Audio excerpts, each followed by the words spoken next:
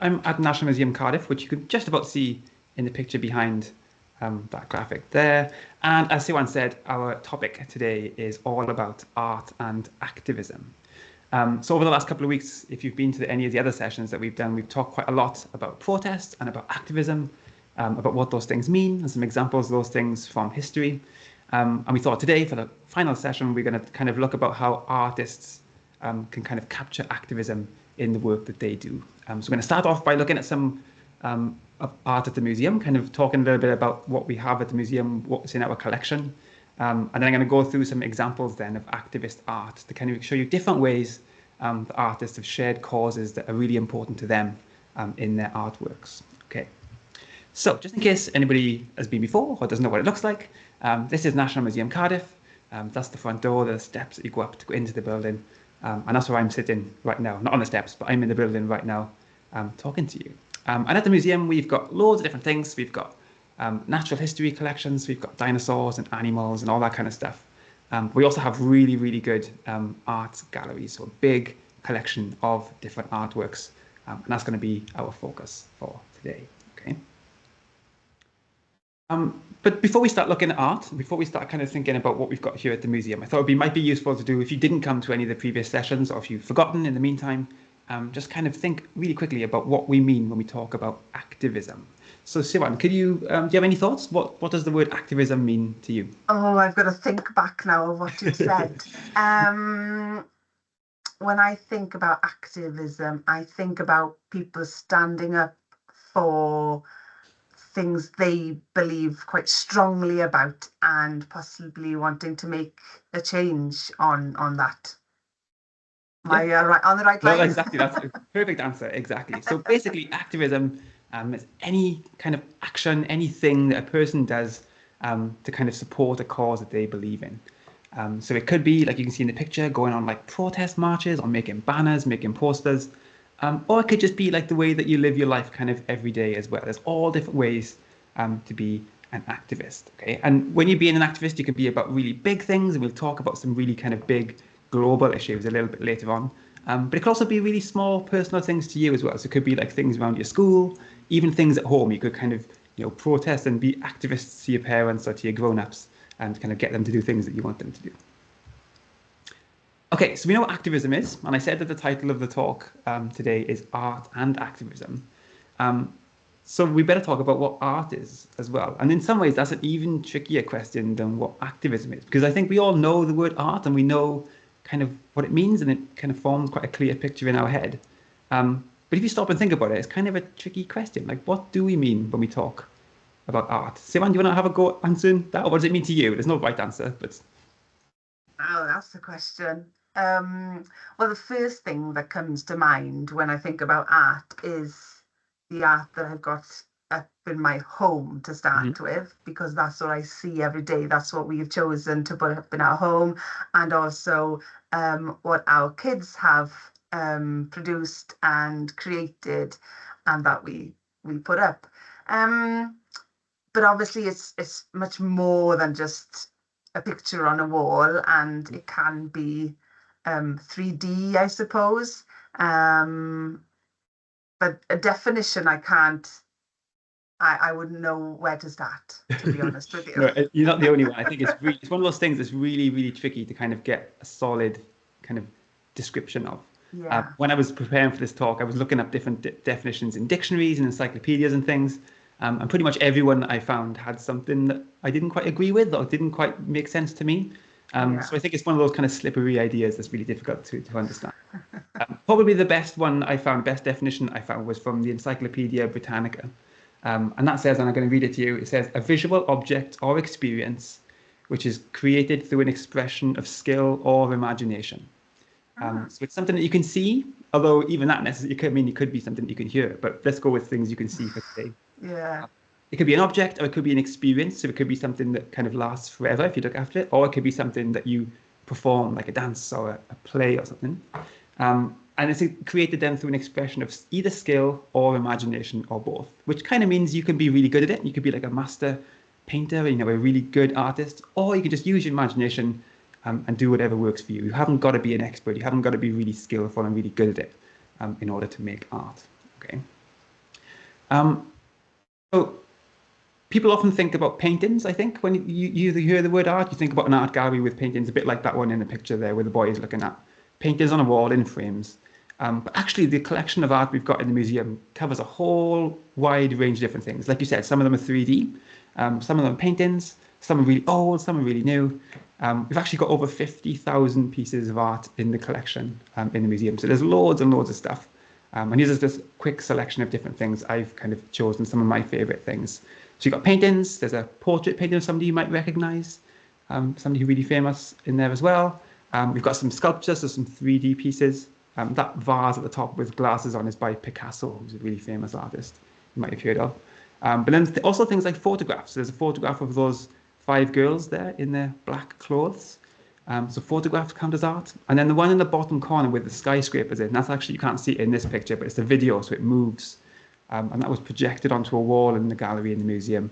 A bit like being in the cinema, so it's really dark, and you can watch the videos. Even things like videos, animations, all those kind of things, they count as art too. So it's not just paintings on walls, it's kind of all kinds of stuff.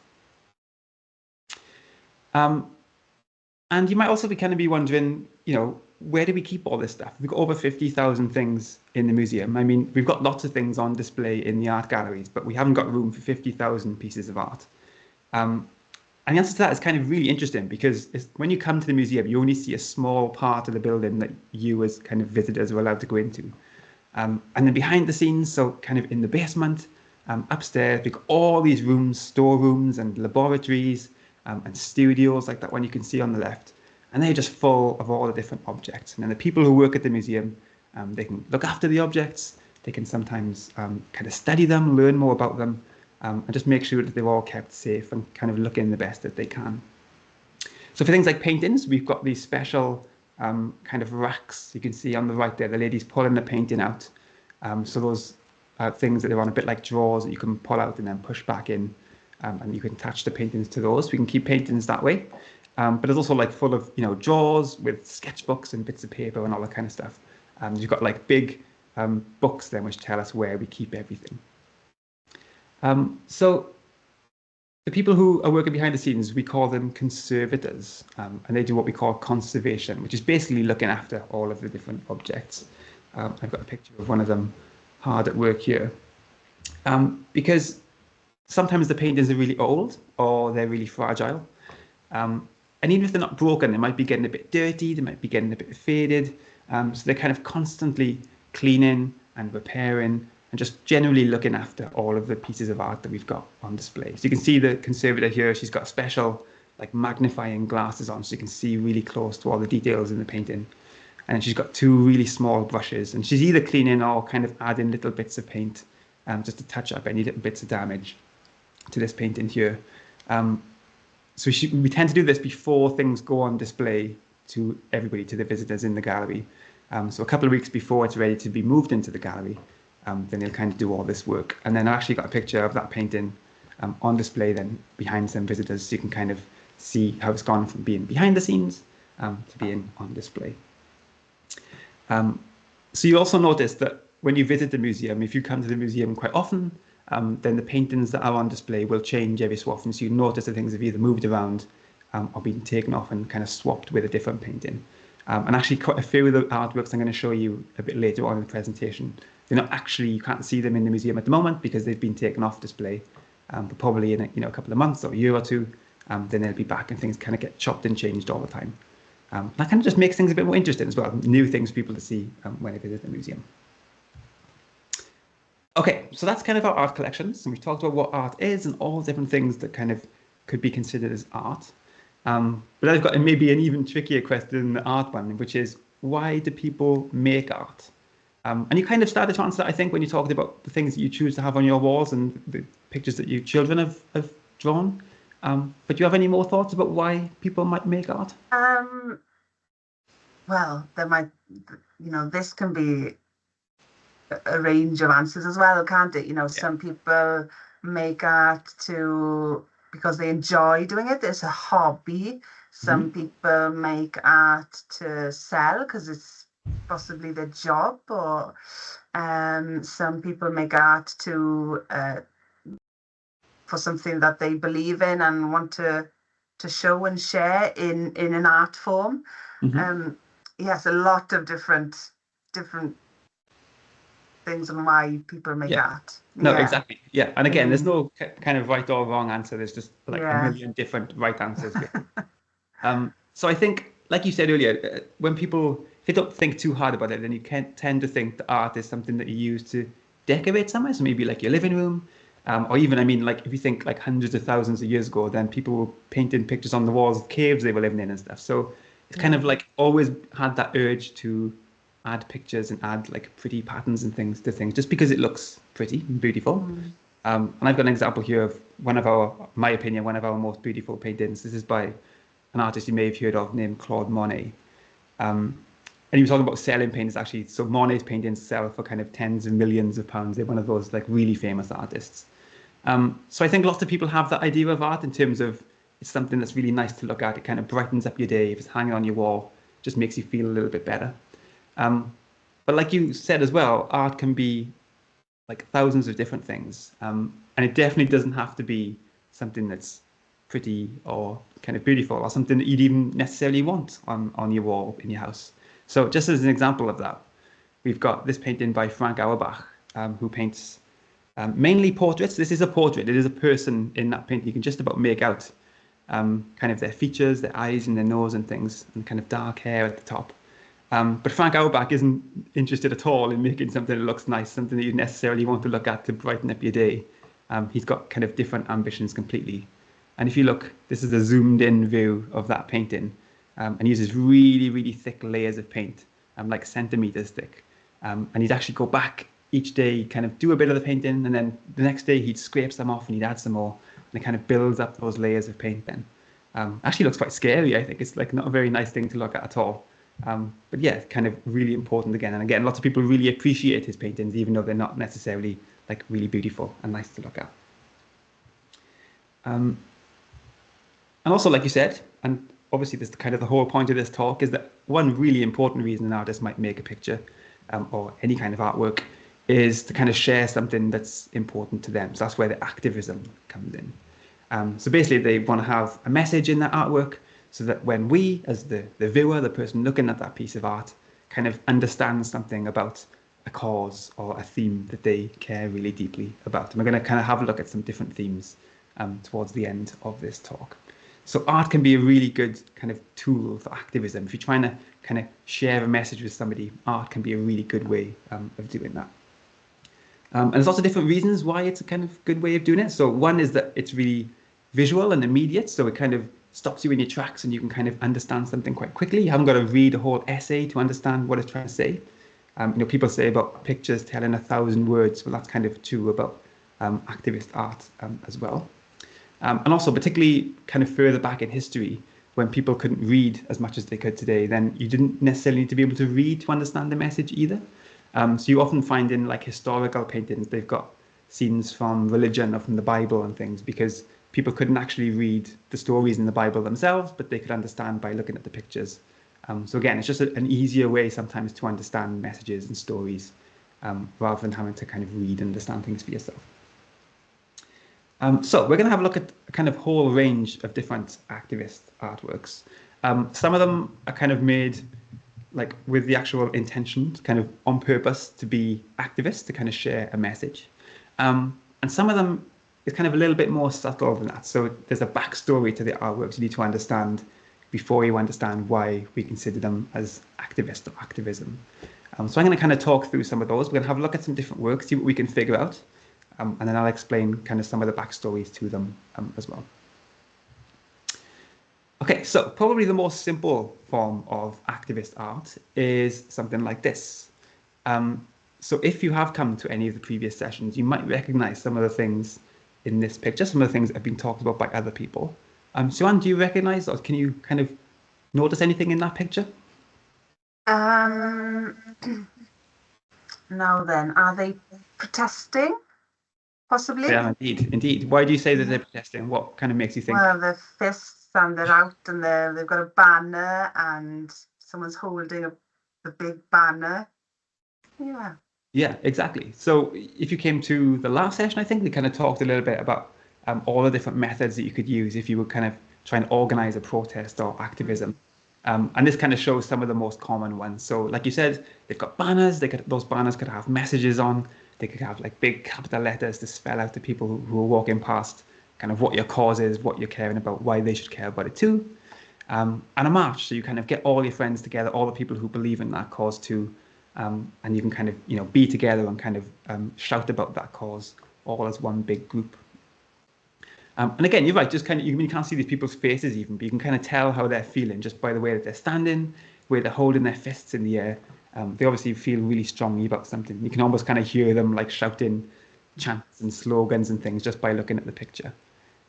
So this kind of picture like this isn't kind of trying to show you the message. You don't know necessarily what they're protesting about, but it's kind of capturing the moment from a protest. And actually, if you look at the title of the painting, it's called a socialist demonstration. So we know that these are socialists who are kind of a political party, and they're kind of shouting about what they believe in this picture. The other kind of art form that captures protests really well is photography. So I mentioned that photographs can count as artworks too. And sometimes when there's a really big protest or a demonstration going to happen, then photographers go along because they can take pictures and they can put them in newspapers and magazines and websites and all that kind of stuff. So photography is also photography is often a kind of really common way of capturing scenes from protests. So we've got two quite famous examples here from our photography collection. So the black and white one on the left, where you can see some kind of people gathered at a protest again, that was taken in New York in 1967. And at that time in America, there was kind of protests going on for all different kinds of things. We'll get to some different ones a little bit later on. But this particular one was a peace protest, and they protested against the Vietnam War. So America were involved in a war in Vietnam, like on the other side of the world. And lots of American people thought that they shouldn't be fighting that war. They shouldn't be, killing people for pretty much no reason on the other side of the world. And they come together and make these really big protests to kind of spread peace rather than violence and war. And what's happening in this picture, you can see these men, they're kind of holding a little tin can. So when the Vietnam War was going on, men would get what we call drafted. So they'd kind of get a letter from the army telling them it's their time to join up to become soldiers. Didn't really get a say in the matter. They didn't get a choice. They just had to join up. So the men who didn't want to fight and who kind of wanted peace and not war, they would actually set fire to their, what they call draft cards, so the letters from the army. And that's what they're putting in that little tin can, is the kind of burnt remains of their draft cards to kind of show that they weren't going to go and fight. They wanted peace as well. And you can see the man with the black sweatshirt, he's holding a bunch of flowers. We kind of swap a burnt draft card for a flower to kind of symbolize peace rather than war. So that's an anti-war demonstration. And then on the right-hand side, which is a really, really famous image, was taken in China in 1989, so late 1980s. And there was a really big demonstration in Beijing, which is the capital city in China, where lots of people were really unhappy with the government and formed a big protest there. But the government didn't like the protest at all, so they called in the army to kind of break things up. And actually lots of people got hurt, a couple of people got killed as well. But you can see in this image, there's just about see him, there's a man, and he physically stood in front of the way of the tanks, so the tanks couldn't come through and hurt anybody else. So it's kind of, the image kind of is, I don't know, kind of symbolizes, I suppose, the fact that one ordinary man can stop like the might of the army and the government just by kind of standing in his way and, holding his ground. So that's a really, really famous image now. And interestingly, even today, the Chinese government don't kind of spread the story of this. If you were living in China, if you're in school in China now, you'd never see a photograph like this because they're really careful about kind of what people think about them as well. Okay, so there's some photographs. So we can have images of protests themselves, or like I said, they can kind of, artworks can have a message in them to do with something that the artist really cares about. So what we're going to do now is we're going to go through some different themes I've chosen and then look at some artworks that kind of relate to those themes.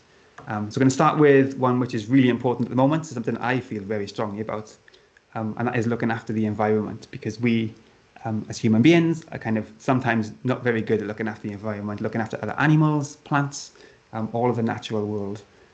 So there's lots and lots of artworks at the moment which are being made to kind of spread that message. So the first one is by a Welsh artist. Her name is Catherine Howell. And it's not that old. It was made in 2003. So compared to some of the artworks we've got, it's quite a new one. Um, Before I kind of explain anything about it at all, what can you see in the picture? How would you describe it? Well, I can see what I think are two dogs, Hmm. possibly, on a rock. Um, and then I can see sharp teeth in the mouth, and Hmm. then maybe possibly one of them um, making a noise, possibly, Hmm. um, maybe for help. I'm not sure, but yeah, it's an interesting piece to consider, isn't it? It is. So I should say this is a 3D piece. So when you see it in real life, you can kind of walk around it as a sculpture. Mm. So it's made of ceramic, like clay, and then it would have been baked in an oven to kind of make it go hard. And yeah, I think you're right. I think they're dogs, and they're standing on this little kind of island or little piece of land. So it's actually based on a Welsh folktale, a Welsh legend. It's called Cantre'r Gwaelod, which is a kind of old kingdom where people would live around Cardigan Bay, where Cardigan Bay is kind of in the present day. And in that legend, the sea level, the water of the sea rose up and kind of swallowed all the towns in the kingdom and things. So it's kind of telling that story from legend. As the sea levels rise, they have to kind of climb onto the very tops of the mountains to stay out of the water. But you might also know that because of climate change, which is what's happening at the moment, because of what we're doing, we're burning fossil fuels as humans, making the planet get warmer. And one of the things that happens when the planet gets warmer is the ice caps melt. So in the North and the South Pole, what water that used to be locked up in ice is melting and turning back into liquid water again. And all that runs into the oceans. And because there's more water in the oceans now, then slowly that sea level is going to rise. Um, so it's also kind of talking about climate change as well. So you can imagine it, the sea level rising because of the folktale, because of that story, or you can imagine it kind of because of what we're doing to the planet right this moment. It kind of reminds me of quite a famous photograph you might have seen before of polar bear as well. So polar bears kind of rely on that ice being solid so they can walk on it and they can hunt, find their food.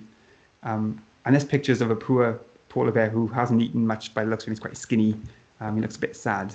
And all the ice around him is melting, so he can't find enough food. And that kind of the dogs in the sculpture kind of remind me of that image of the polar bear as well. They're quite skinny. They've got sharp teeth, but they're kind of struggling a little bit. Yeah. But even though you said that you're quite right, they've got sharp teeth and they look a bit scary. They are actually kind of helping each other, and it's also quite a positive message as well to us as well as to animals like dogs. That when things like climate change do continue to happen, and when kind of bad things happen, it's really important that we help each other out as well. That you let somebody not literally stand on your back, but kind of metaphorically stand on your back to kind of help each other out and to support each other and help each other through kind of disasters like that as well. So I think in some ways there's like a hopeful message, even though in some ways it's quite a scary or sinister looking sculpture. Okay. Okay, the next painting is also about the environment. It's a bit older, so it's from the 70s. It's by an artist called Jack Crabtree, who was also working in Wales. And Jack Crabtree is really famous for painting lots of scenes from coal mines and like industrial areas. Um, but this is the one of his that we have in the museum. Um, with this one, I'm kind of interested in the colors that he's used. So what colors can you see in the painting?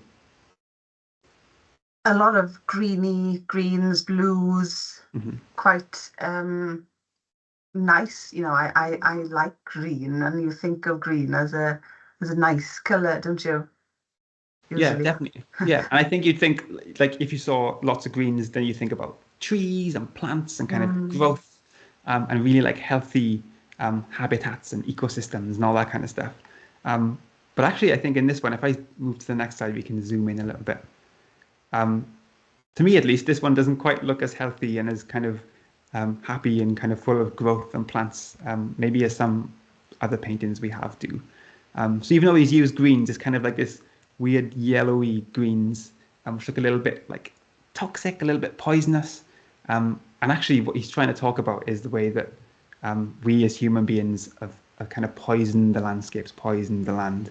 When we do things like mine coal and we set up factories, Lots of pollution gets into the air, gets into the rivers, gets into the waters, and kind of has some really, really bad impacts on the animals and the plants and things as well. So it's kind of a weird mix. There's lots going on. There's lots of life all around him, but doesn't necessarily look like happy, healthy life in the way that you might imagine from a painting that's full of green and kind of strange life forms around him as well. Okay, so that's another one that's kind of based on the environment. And then there's a last couple, which there's two photographers here, and they're both looking at a similar theme. So I've kind of included them on the next page again, kind of together. So these ones are by an artist called Keith Arnott, and he photographs. Well, what can you see? I won't tell you. What can you see in the photographs? Well, I can see rubbish.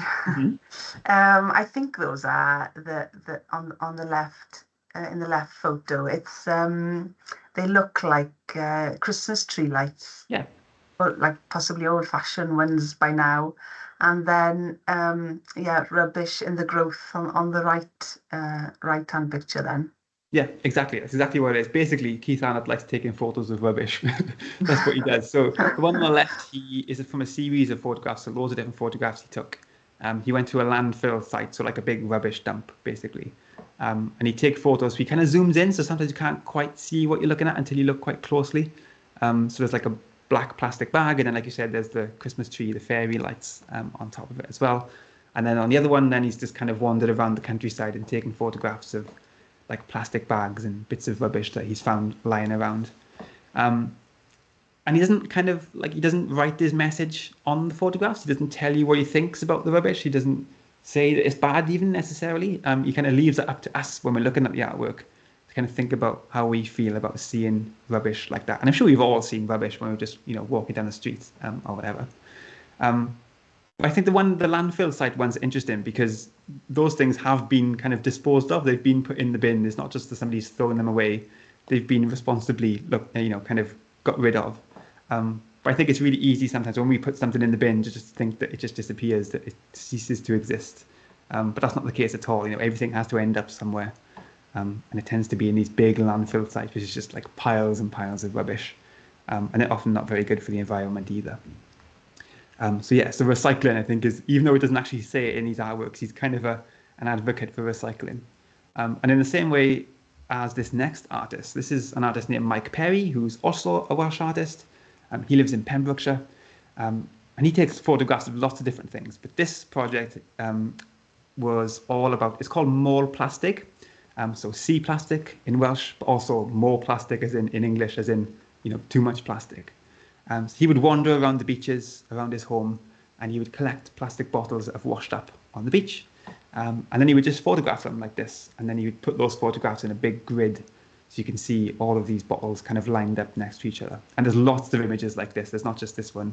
There's, hundreds of plastic bottles altogether. And again, he doesn't kind of say that it's bad that this plastic is washing up. He doesn't tell you how to think about it. Doesn't tell you what to feel.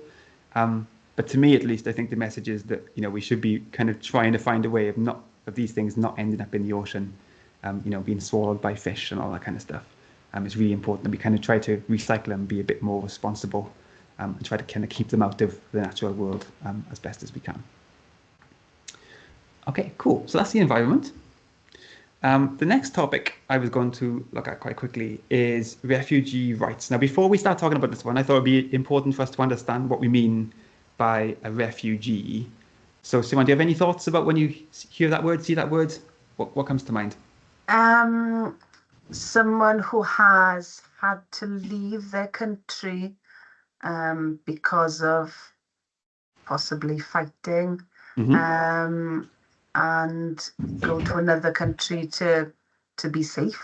Yeah, exactly. So basically, a refugee is anybody who has to leave their home, the place where they live, usually because it's too dangerous. So it could be, like you said, it could be a war, it could be fighting, there could be a natural disaster, there could be an earthquake or a volcano or something. Or it could just be that the weather gets, for example, too hot that they can't grow food anymore, something like that. So basically, they can't stay. It's not safe for them to stay where they live, where they're from. So they have to leave and then try to find somewhere safe to live in a different country. Okay.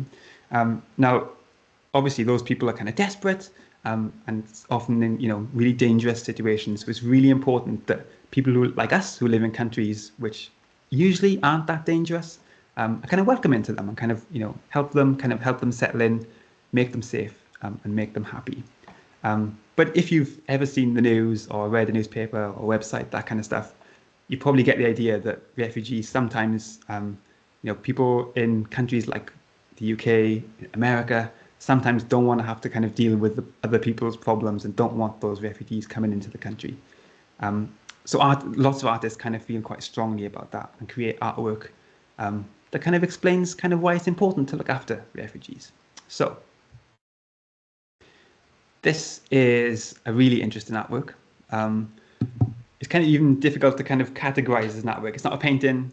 It's not really a sculpture either. I guess it's a print, so I'll explain how he made it a little bit later on. This is by an artist named Daniel Trivedi, who is a Welsh artist. And he makes lots of different types of art, so this is not the only thing that he makes, but this is one project that he's done.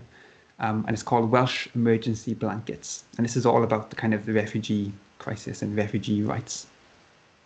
So what he does is he takes emergency blankets like this one. So you might have seen these like foil blankets that you wrap around people and basically keeps you nice and warm.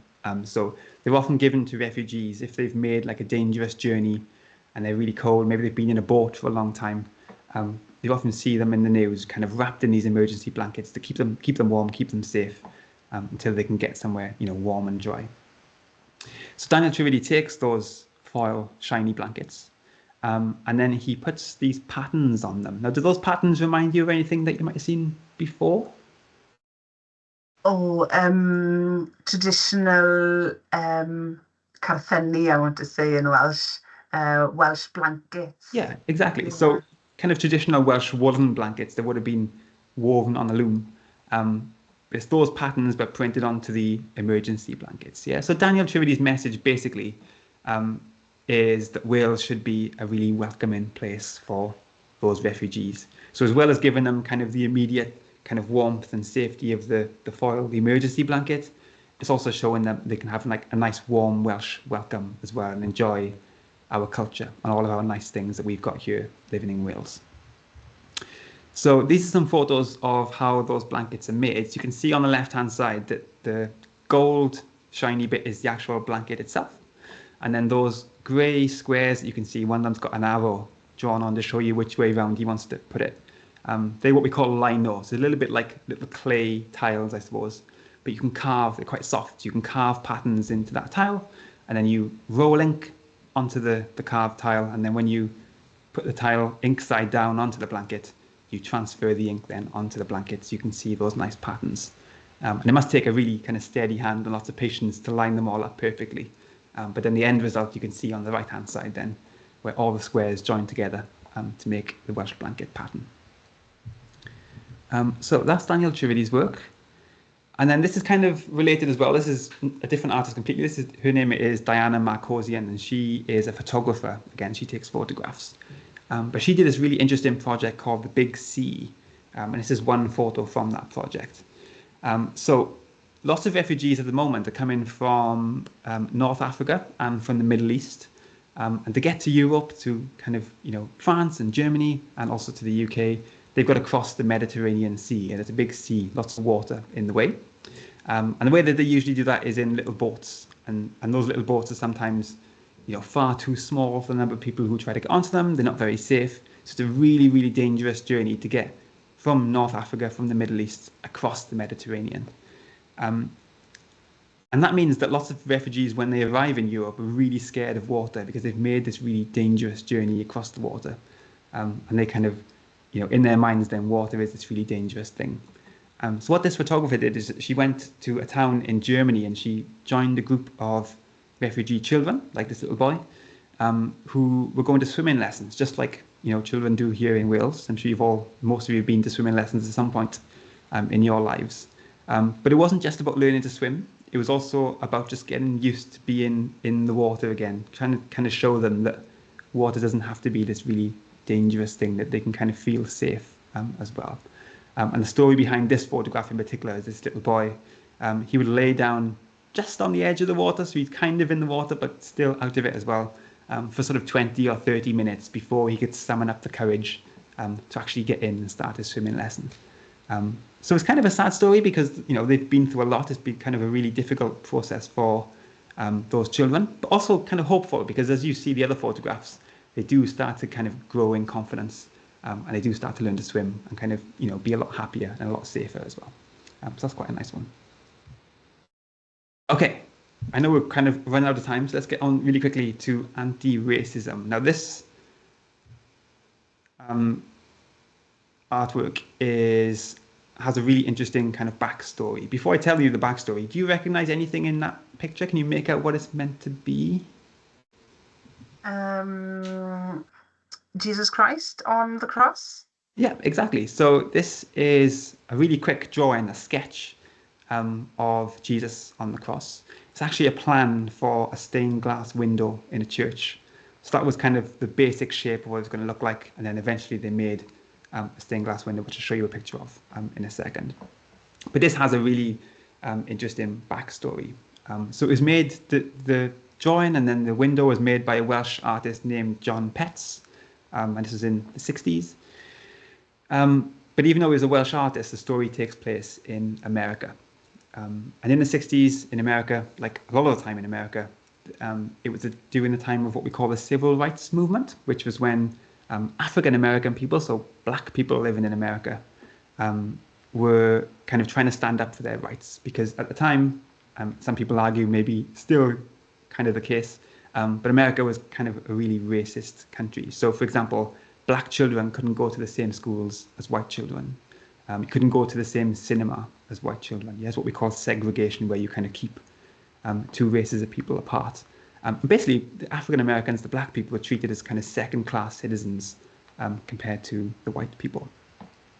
And if you came to the first talk that we did, we talked a little bit about kind of slavery and all that kind of stuff. I also showed you really quickly a picture of Martin Luther King, who was a really famous kind of like the figurehead, the main leader of the civil rights movement.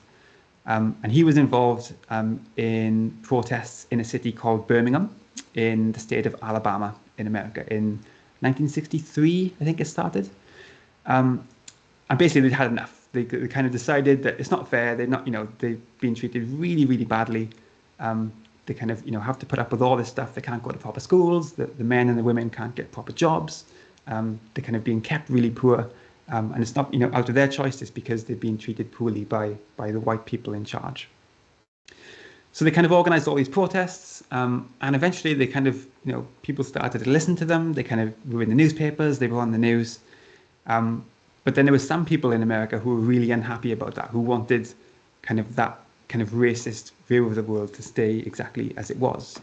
Now you might have heard of a group called the Ku Klux Klan, who are what we call a white supremacist group. Basically, they're a group of people who are really horrible. And they think that white people are kind of better than everybody else. And that America should just be for white people and for nobody else. And they're kind of willing to do really horrible things to see that happen. Okay. So because of these protests and because like Martin Luther King and the civil rights movement was getting really popular, a group of these men from the Ku Klux Klan, they decided they were going to put a bomb in a building that the civil rights people used to kind of plan protests and have meetings and that kind of stuff. The problem was that building was also a church as well as being their meeting place. And when the bomb went off and it blew up, it exploded. It was on a Sunday morning when there were people kind of in church and in Sunday school as well.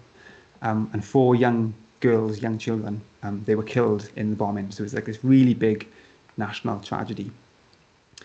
And obviously it was a big story in America, but it was also a really big story all around the world. So even though it was a really kind of sad, horrible moment for the people involved and for everybody, it did spread kind of this struggle, the story of their struggle all around the world, including here to Wales, which is where John Petts comes in. So he kind of heard about the story and immediately he thought he had to do something. So he knew how to make glass. He knew that the church had been destroyed when this bomb had exploded. So he offered to design and to also pay for, by collecting money from people who lived in Wales, a brand new stained glass window for the church. And they made it. That's what it looks like. And it's still there today. So like you said, it shows Jesus, shows Christ on the cross. But compared to some pictures, most pictures we see of Jesus, usually in books and things, it's a little bit different because Jesus is black, first of all. So they've changed the color of his skin because most of the people who visit the church are black, so they can kind of associate with Jesus that way.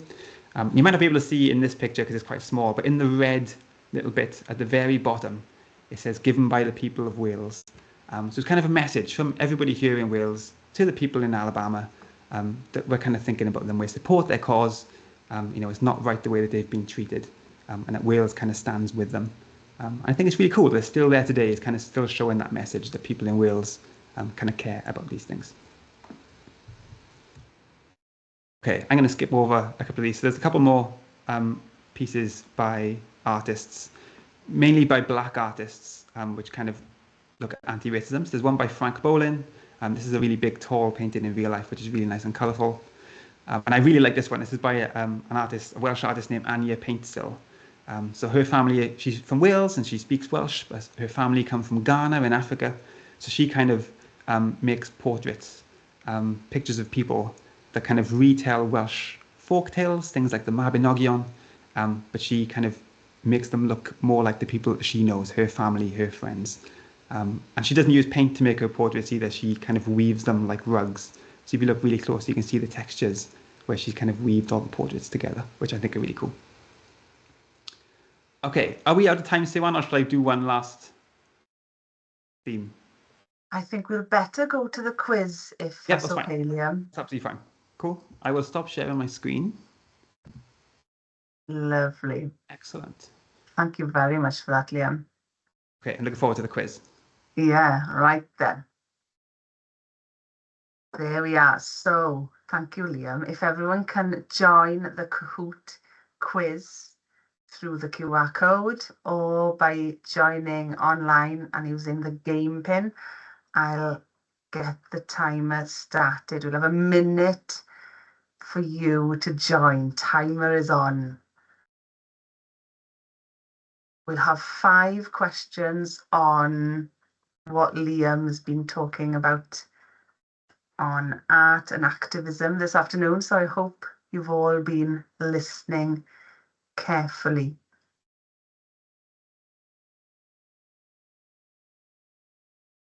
It's been a very interesting session, Liam. Thank you. No, you're welcome. You're more than welcome.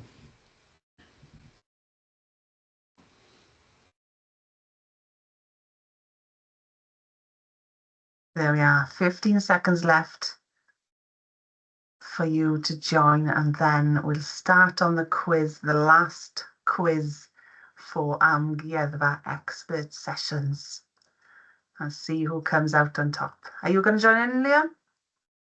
I'm going to try. I'm trying to connect to Kahoot. If I can. Oh, there we are. Right. The timer has finished, so I'm going to start the quiz. Right then, here we go. First question coming up. Right, what is activism? Speaking up and taking action to make the world a better place. A secret club for superheroes who fight for the planet. A new dance move that only historians know, or something only grown-ups can do.